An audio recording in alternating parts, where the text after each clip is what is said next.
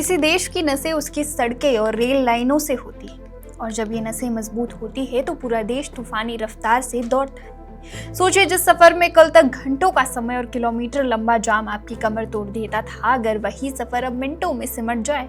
अगर बिहार से नेपाल बॉर्डर तक का व्यापार सिर्फ एक झटके में सुपर फास्ट हो जाए, और अगर पटरियों की लेट लतीफी हमेशा हमेशा के लिए खत्म हो जाए, तो भारत को दुनिया की नंबर 1 अर्थव्यवस्था बनने से कौन रोक सकता है? जी हाँ, आज प्रधानमंत्री नरेंद्र मोदी की अध्यक्षता में कैबिनेट ने देश के इंफ्रास्ट्रक्चर का पूरा नक्शा बदलने वाला एक ऐसा ऐतिहासिक और महादमदार फैसला लिया है जिसकी गूंज बिहार से लेकर तमिलनाडु तक सुनाई दे रही है। केंद्र सरकार ने एक दो नहीं बल्कि पूरे 13,041 करोड़ रुपए के 5 बड़े मेगा प्रोजेक्ट्स पर मुहर लगा दी है।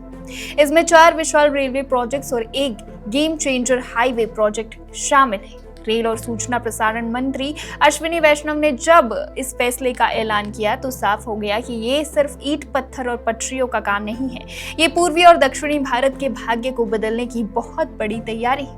और इस पूरे 13,000 करोड़ के बजट में से सबसे बड़ा हिस्सा, सबसे बड़ा जैकपॉट मिला है बिहार को। जी हाँ, अकेले 3,590.73 करोड़ रुपए खर्च किए जाएंगे बिहार के NH-22 यानी कि मुजफ्फरपुर सीतामढ़ी सोनबरस 4 लेन प्रोजेक्ट पर। आइए आपको बताते हैं कि बिहार की जनता के लिए ये सड़क क्यों एक चमत्कार साबित होने वाली है। 82.58 किलोमीटर की स्पीड वे। यह हाईवे पूरी तरह से हाइब्रिड एन्युटी मोड पर बनेगा। 100 किलोमीटर पर आवर की तूफानी रफ्तार। इस 4 लेन को 100 किमी प्रति घंटे की रफ्तार के लिए डिजाइन किया गया है। सड़क के बीच में कोई कट नहीं होगा, यानी बिना किसी रुकावट के, बिना किसी एक्सीडेंट के डर के आप सीधे अपनी मंजिल पर पहुंचेंगे। मुजफ्फरपुर, रुनी, सैदपुर, डुमरा, भुताही और सोनबरसा जैसे घनी आबादी वाले इलाकों को अब ट्रैफिक जाम के नरक से हमेशा के लिए आजादी मिल जाएगी। ये सिर्फ एक सड़क नहीं है, ये भारत की सुरक्षा और व्यापार का नया गढ़ है। ये 4 लेन सोनबरसा में भारत नेपाल सीमा को मुजफ्फरपुर के ईस्ट वेस्ट कॉरिडोर से जोड़ेगा। 5वें स्थित भीटा मोड़ लैंड पोर्ट के जरिए नेपाल के साथ व्यापार अब दोगुना तेज होगा। इस पूरे रास्ते में 7 बड़े पुल बनाए जाएंगे, जिसमें सदाबहार बागमती नदी पर बनने वाला 340 मीटर लंबा महापुल भी शामिल है।